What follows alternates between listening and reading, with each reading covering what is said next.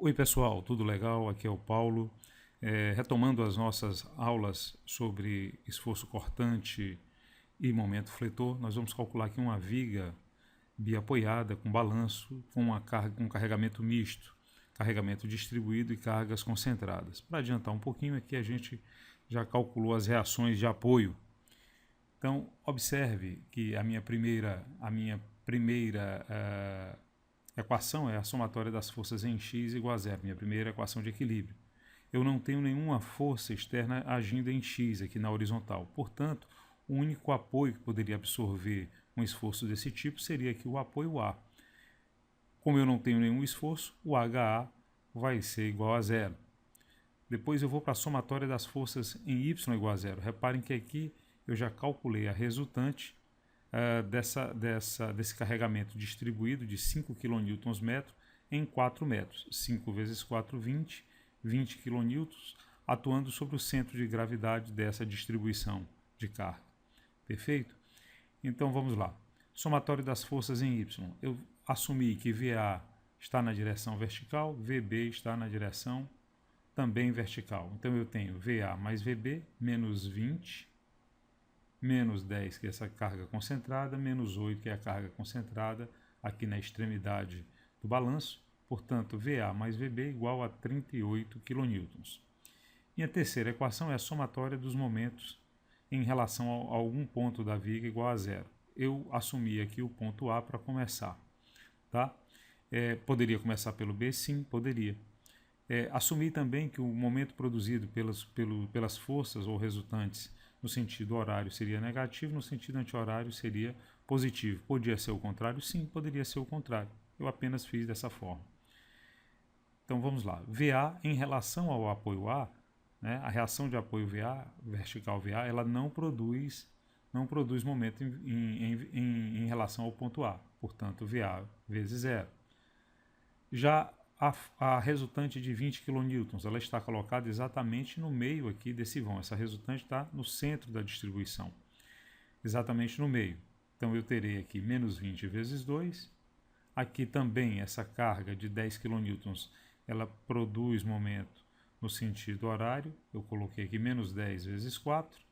Eu tenho aqui o carregamento VB, que eu arbitrei como no sentido positivo, portanto, em relação a produz momento no sentido anti-horário. Então, eu tenho mais VB vezes 6, e tenho aqui, por último, essa cargazinha de 8 kN que produz momento em relação a no sentido horário, né? Menos 8 vezes 7.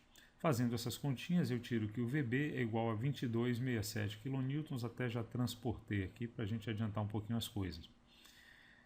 Vou para a primeira equação, né? Somatória das forças em Y. VA mais VB igual a 38. Substituo VB e acho VA igual a 15,33 kN. 15,33 kN.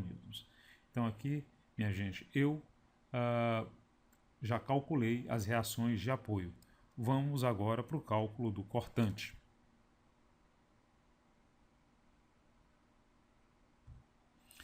Antes de nós passarmos ao cálculo do cortante momento fletor, é importante que nós façamos algumas considerações. Então vamos considerar aqui uma viga genérica qualquer com uma reação de apoio.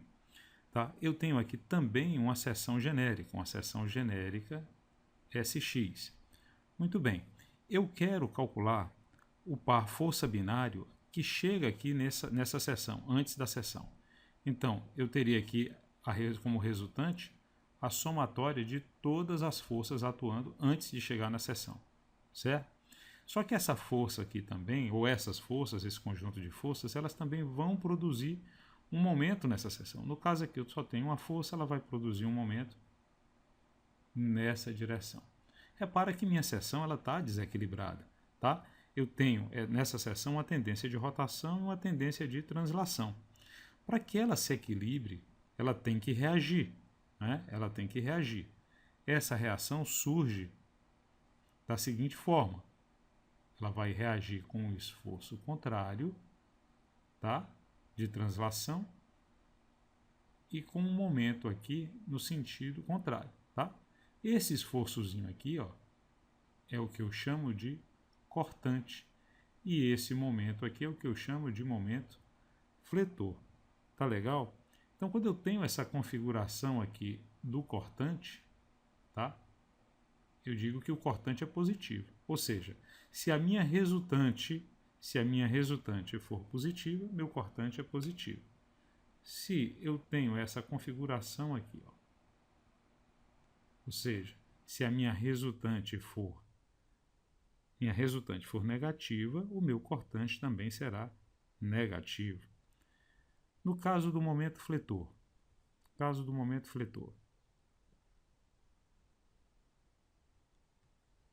se eu tenho um momento fletor nessa direção,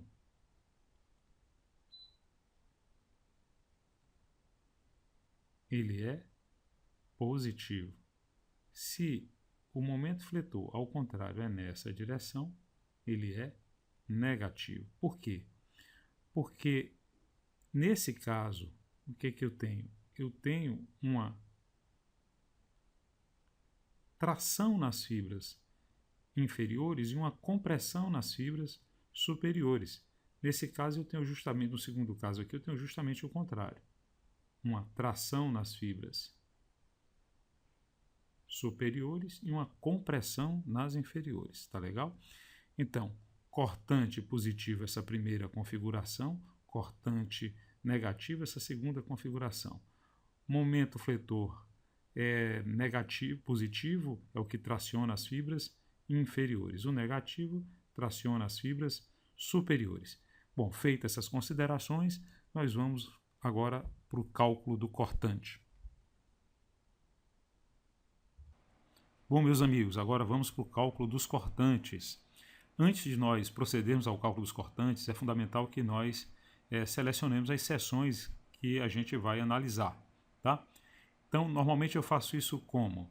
Eu verifico o início, marco as seções no início e no fim de carga distribuída, onde tiver carga concentrada, tá? E onde tiver carga concentrada, eu tenho que verificar o comportamento do cortante à esquerda e à direita. Tá? Nesse caso aqui eu terei 4 seções, porque aqui eu tenho uma carga concentrada, mas é o início de uma carga distribuída, seção S1. Vou verificar o que acontece imediatamente à direita, uma distância infinitesimal. Chego aqui na carga de 10 kN, carga concentrada, mas também é o fim da carga distribuída, marco a seção S2, vou analisar o que acontece à esquerda e o que acontece imediatamente à direita. Aqui no apoio B, tenho carga concentrada, que é a reação de apoio, vou marcar a seção S3, analisando da mesma forma o que acontece à esquerda e à direita. E por último eu tenho S4, eu tenho uma carga concentrada aqui na extremidade do balanço, não tem sentido eu analisar a direita, eu não tenho mais viga nem carregamento, não é mesmo? Então eu analiso exatamente a esquerda, né? Quanto vale o cortante à esquerda. Então vamos aqui aos cálculos.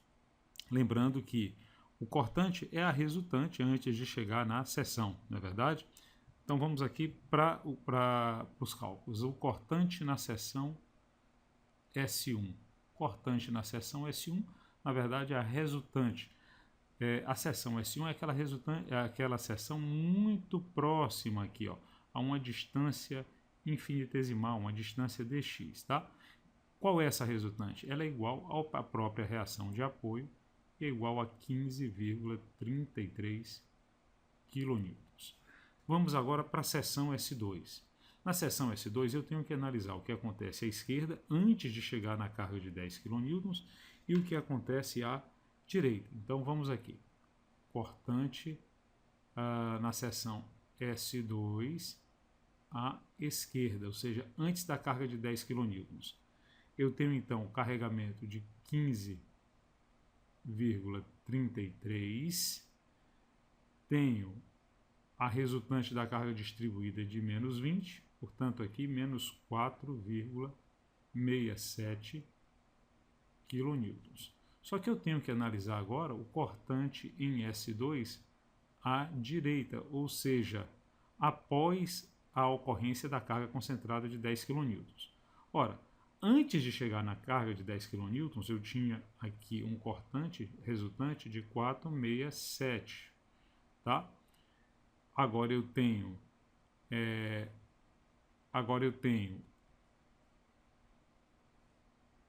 um carregamento aqui no sentido negativo de 10. Repetindo aqui, carregamento negativo de 10, portanto, o meu cortante à direita é menos 14,67 kN. Passando agora para a seção S3. Seção S3, eu tenho a mesma situação, tenho uma carga concentrada que é a reação de apoio. Portanto, vamos aos cálculos. Cortante em S3 à esquerda. Bom, muito bem, olha, repara que entre S2 e S3 eu não tenho nenhum carregamento aqui, é um trecho descarregado. Portanto, o valor do cortante em S3 à esquerda, que antes de chegar na carga, na reação de apoio, é exatamente igual ao que é S2 à direita, ou seja, menos 14,67 kN. Analiso agora o cortante em S3 à direita. À direita de quem, pessoal? À direita aqui da carga concentrada, que é a própria reação de apoio. Então, eu vinha à esquerda com a resultante de menos 14,67, só que agora eu tenho um carregamento concentrado de 22,67 kN, que é igual a 8 kN. Repara que o cortante agora ele passou a ser positivo de novo. E na seção S4? Seção S4, né, exatamente à esquerda da seção S4, na cortante, ele vai ser igual a 8 kN também. Por que ele vai ser igual a 8 kN? Por que ele vai ser igual a 8 kN? Repara que o trecho também é descarregado, a minha resultante à direita de S2, de S3, é de 8 kN, como eu não tenho nenhum outro tipo de carregamento, ele vem para 8 kN e baixa aqui, fechando o diagrama, tá certo? Vamos agora ao traçado do diagrama de esforço cortante. Vamos colocar as ordenadas e depois plotar o gráfico, tá? Eu tenho aqui em S1, eu tenho aqui um cortante de 15,33. 15,33. Em S2 à direita, eu tenho um cortante que equivale a menos 4,67. Não é verdade? Menos 4,67. Menos 4,67. Só que à direita, eu tenho aqui um cortante que vale menos 14,67 kN. Aqui eu tenho à esquerda o mesmo valor, em S3 eu tenho o mesmo valor, mas à direita eu tenho um cortante que vale 8, e ele chega em 8 até esse ponto. Perfeito? Vamos agora plotar, né? Ligar esses pontos. Então, eu tenho carga distribuída, meu cortante vai ser uma reta, não é? Vai ser uma reta até aqui, ó. Ligo aqui até a esquerda. Só que aqui eu tenho uma descontinuidade, né? Tem uma descontinuidade. Ele vem aqui em 14,67. Vamos aqui para 14,67. Tenho aqui o cortante. Esse trecho é descarregado. E eu observo que aqui eu tenho o mesmo valor. Portanto, eu tenho aqui, ó, uma constante 14,67 à esquerda. Tá? 14,67 à esquerda. Só que aqui o cortante à direita ele vai para 8 kN. Daqui para cá ele é constante também. Ele é constante. Vamos fazer aqui a retazinha. Constante. Aqui eu tenho 8 kN para baixo, eu fecho aqui o diagrama. Tá? Lembrando que aqui é ele permanece constante, aqui é menos 14,67 também. Então tá. Esse cortante aqui ele é positivo, aqui ele é negativo nesse trecho e positivo nesse trecho. Legal, minha gente? Assim nós traçamos o diagrama de esforço cortante.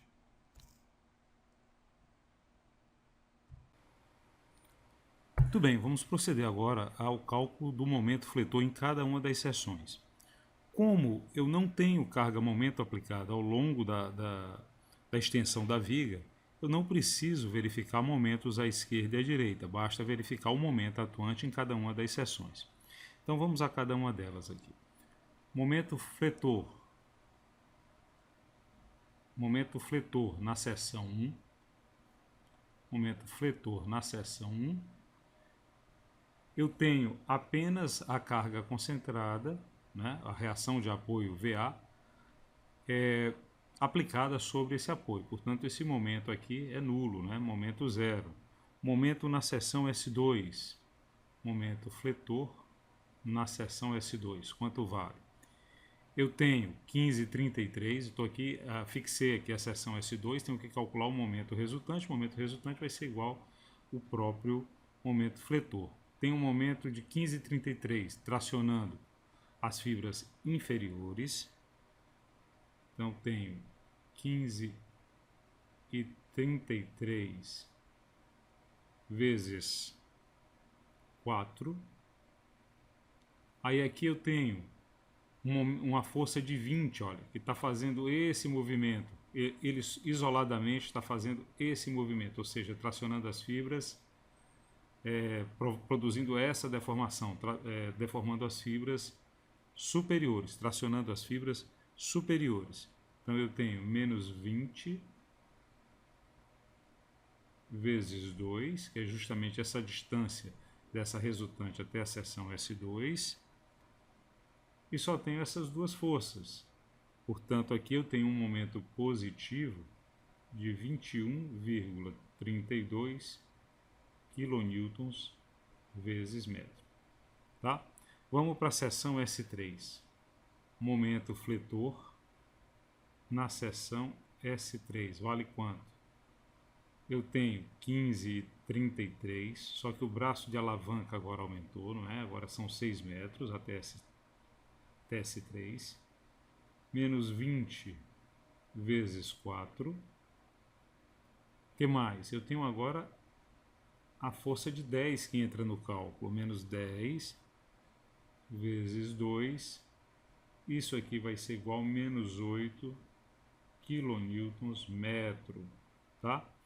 Observem que aqui eu já posso fazer um batimento. Se eu entrar pela direita, eu tenho uma força de 8 kN,